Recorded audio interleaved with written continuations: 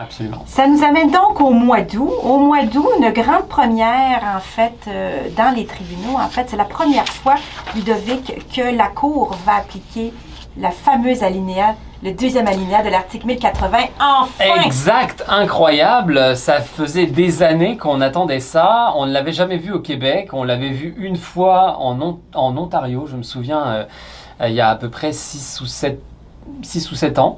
Et ça avait été un échec pour un copropriétaire qui, de mémoire, jetait les excréments de son chien sur le balcon du voisin du dessous. Et même avec ça, il n'y avait pas eu moyen d'obtenir une ordonnance de faire vendre son condo. Alors là, c'est chose faite, incroyable, avec l'affaire du 1er août 2022, syndicat des copropriétaires du Mont-Saint-Louis contre Grochowska. En mai 2007, le syndicat avait réclamé l'émission d'une ordonnance d'injonction contre madame qui faisait défaut de respecter plusieurs dispositions de la déclaration de copropriété. En fait, il y avait 13 points sur lesquels elle était en contravention. On retiendra notamment la circulation en hiver comme en été en bicyclette à l'intérieur de l'immeuble. Qui, somme toute, est assez symptomatique de ce dossier.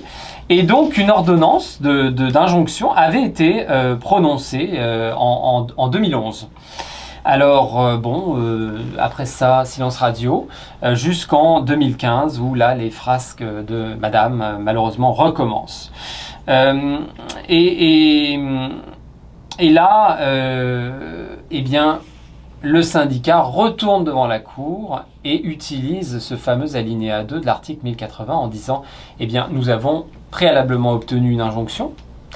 Madame ne la respecte pas, alors nous venons maintenant demander, sur la base de cette injonction non respectée, que le condo de madame soit vendu sous contrôle de justice. » Alors, le tribunal ne manque pas de rappeler que ça n'est pas banal, que c'est unique, qu'on n'a jamais vu ça, parce que ça va directement à l'encontre d'un principe déjà qui est dans le Code civil, selon lequel un propriétaire ne peut être contraint de céder sa propriété, sauf par voie d'expropriation pour une cause d'utilité publique et moyennant une juste et préalable indemnité. Bon.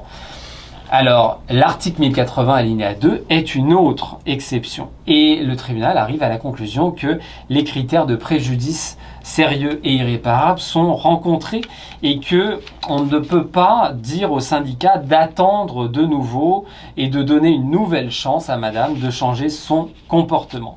Alors, la Cour donne raison au syndicat. Elle ordonne la vente sous contrôle et elle condamne même cette dernière à s'acquitter de tous les frais légaux encourus par le syndicat qui totalise 32 000 $ à l'époque. Et le tribunal conclut en disant « À une situation exceptionnelle, une solution exceptionnelle s'impose, si sévères les conséquences soient-elles. » Alors, un bien y penser pour tous les récidivistes en copropriété. Absolument.